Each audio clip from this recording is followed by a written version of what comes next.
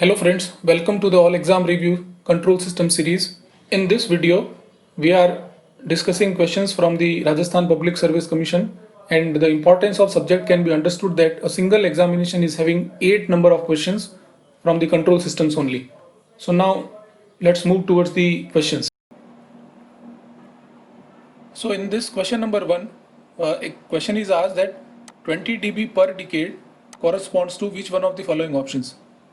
Now consider that there is a line segment AC, and this line is plotted between two coordinates, two axes. One is magnitude, which is obtained in dB, and the frequency that is considered in logarithmic scale. Now the term octave and decade refers to the frequency ratios. If two consecutive frequencies, say omega 1 and omega 2, are having the ratio of 2, we call this ratio as a octave, and for omega 3 upon omega 1, this ratio is equals to 10, we call it as a decade. Now if you find the slope of this line segment, the slope will be equals to, you can find it using the relation of tan theta. So for this first triangle, you can find the slope is equals to ratio of BE over AE. Similarly, the slope is also equals to the ratio of CD line segment and AD. Now from simple mathematics, you can find this line segment value BE. This is representation of magnitude, which will be equals to CD, and ratio of AE and AD. Now in the given question, it is asked 20 dB per decade. So the value of CD, which is on magnitude axis, this is given. So consider it as a 20 dB. So this value is given, and per decade it has been asked. So value of AD is equals to which is in logarithmic scale, so this term will become omega 3 upon omega 1, that will be equals to 10. And the line segment AE, this line segment AE on frequency axis, that can be written as in logarithmic term as omega 2 upon omega 1. Now putting these values, we will get 20 log with the base 10, 2. So it approximates to 6 dB in magnitude. So from the given options, the option number second is the correct answer. For this question number 2, the differential equation of a second order system is given, and we have to find the natural frequency in radian per second and the damping ratio of the system. So we know that a second order system is written in the form of output upon input as a control ratio or closed loop transfer function. We write it as in a conventional form. It is written as omega n square divided by s square plus 2 del omega n s plus omega n square, where omega n represents the natural frequency and delta is representing the damping ratio. So this equation given is in time domain, and we know this standard transfer function is in frequency. So by taking Laplace transform of the given equation, we can obtain this term as s square x of s plus 5 times, using the differentiation property of Laplace transform. This will be s times x of s plus 7 Laplace of x of t will be x of s, and 7 y of s. Now finding the ratio of output over input. So if we take x of s as a common, and the remaining term will be s square plus 5s plus 7, and this is equals to 7 times y of s. Now in the given question, some conventions are not followed, I believe, and input and output notations have been changed. So considering this output upon input ratio, this as a output upon input in the standard form, it will be written as a output is considered here in this case as a x of s. This we have to judge at the time of examination only. So the output upon input will be 7 over s square plus 5s plus 7. And now compare this given obtained equation with the standard equation. So from here you will find this value of omega n square is equals to 7, and twice delta, this omega n is equals to now under root of 7, which is equals to 5. So from here we obtained omega n is root of 7 radians per second, and this delta is equals to 5 divided by 2 root 7. And this results comes out to be 0.94. So the the output, sorry, the from the given option, the obtained answer is option number 4. So this will be the natural frequency omega n, and this is damping ratio delta. Moving to question number 3, it is given that for a closed loop system, the transfer function is given, and this is the value of transfer function. This transfer function is open loop transfer function. So the value of GSHS, which is termed as a open loop transfer function, is given, and the relation of gain is to be obtained for stability. So here we will apply the Routh-Hurwitz criteria, and this is applicable for the closed loop systems. So those are represented by the characteristic equation,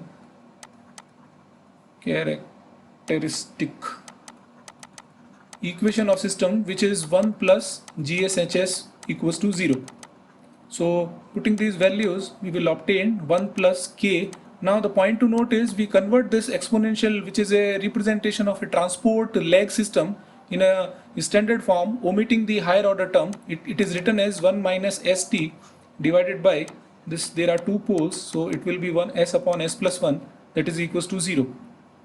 Now this equation becomes, this is 0. So this equation is S square plus S plus this K is multiplied minus this is equals to 0. Now converting in the standard form, so this will be 1 minus Kt is a common plus K is equals to 0. So we generally use Routh-Hurwitz for a higher order system, but this system is having only second order. It can be evaluated by simple quadratic equation solution. Even though if you apply for the Routh-Hurwitz criteria, so we have to frame the Routh array to find the values. So if you make the Routh array, these are the standard terms. In this form you have to write. So here it is the first coefficient, then you write here second coefficient, and then you write the third coefficient here. So this is the approach of writing this, filling the values elements in this Routh array. So this value is obtained by multiplying these terms minus this, and then when divide by this, so when these two are multiplied, minus 0 divided by this term, this will be K. And one common point to note is, whenever any order of system is solved for the Routh-Hurwitz criteria, the last term which is obtained in front of s to the power 0 will be same as that in the last term in the quadratic equation. Now to test the stability, we always want that the sign of this first column should be equal. So it is a positive, which is a constant number. Now this value 1 minus Kt, it should be to be positive should be greater than 0, and similarly K should be greater than 0. So this value of from this inequality we can find that Kt should be greater than 1 and K should be greater than 1 by T. Now from the given options, we have to judge that out of the given option which one suits the which one fits best in the from the obtained our result. So it is there are two equalities. One is K should be greater than 0 and one is K is greater than 1 by T. So from all these four options, the option 3 matches with the our solution. So option 3 is the correct for the given question.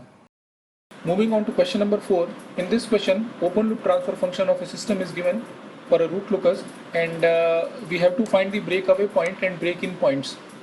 So by root locus we mean that it is the plot of roots of characteristic equation of a system when any one parameter in that system is changed. So usually that parameter is considered as a gain. So here you can see that for the given transfer function GSHS, this K is the gain which can be changed from 0 to infinity, and in S-plane, whenever the gain is changed, how there is a movement of these two frequencies which are known as the poles and zeros, that plot is known as the root locus. Now we know that root locus always starts from the poles and it terminates at the zeros. So when gain is changed, so initially the gain of system is 0 and the location of root locus is at the poles, and when gain is infinity, it terminates at the zeros. So in this case there are two poles. If you draw the pole 0 plot for the given system, so one pole is existing at -3, another pole is at -5, and one 0 is existing at -6. Now, ideally, it is considered that there are equal number of poles and zeros. So when we say there are two poles, we will assume that another zero is existing at infinity. Now we have to find the location of two different points. One is breakaway point and another is break-in point. So as their name suggests, by common sense, you can also judge that breakaway point will always be in between two different poles. So breakaway point is always in between poles, whereas break-in point is always in between zeros. So it means the location of poles and zeros. It means that the breakaway point will be in between -5 and -3, and break-in point will be in between infinity and somewhere in between infinity and -6. So if you look at the options, even though without solving this numerical, you can find that the result of this question number 4 will be 3. However, we will attempt this question and we will try to find how this can be solved. So to find the breakaway and break-in point, we have to evaluate one equation's roots, and that equation is obtained by dk by ds equals to 0. So how you will obtain this? So from the given GSHS, you evaluate first 1 plus GSHS equals to 0, and from here you can find the value of k. When you will solve it, this result will be around s square plus 8s, and this value here you will find s plus 15, and denominator term will be s plus 6. So when you will take the differentiation with reference to s, that is dk by ds, so the solved equation result will be s square plus 12s plus 33 is equals to 0. So this is a quadratic equation, and you can solve for two roots, and two roots you will obtain as minus 7.7 and one will be minus 4.26, and there will be higher term, so it is approximated to minus 4.27. So you can see that the option 3 is the correct answer for this given question. Moving to the next question, question number 5. It is a direct fact-based question that we should always remember. There are different time domain specifications for the second order systems. So the rise time is equals to, this value is the correct option. It is in short, it is written as pi minus 5 upon omega d, where omega d is the damping frequency and phi is this phase. So the option number 1 is always for a second order system. And point here also, you should note that this expression is for the under damped system, which means the value of delta, which is damping ratio, which is in between 0 and 1. Next question is, which of the following system is generally preferred? Now, with reference to any system that we prefer, we want one of the important parameter of system, and that is stability. So the system's stability is related with the damping ratio of the system. So whenever the delta, which is the damping ratio, it is existing in the left half of the S plane. So we say that system is stable if all the poles are in the left half of the S plane. So for a second order system, we write the quadratic equation as s square plus delta omega ns plus omega n square equals to 0. So if delta is equals to 0, the location of pole is on the imaginary axis, and this is the condition of delta 0, and in this state system oscillates.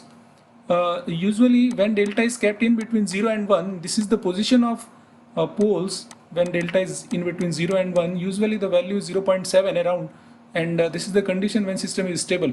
So from the given options, we will choose the system is underdamped. Underdamped is the condition when delta is less than 1, overdamped is condition when delta is greater than 1, oscillatory when delta is 0, and critically damped when delta is equals to 1. Moving to the next question, this question is from the board plot. GSHS or transfer function of system is given, and we have to find the corner frequencies.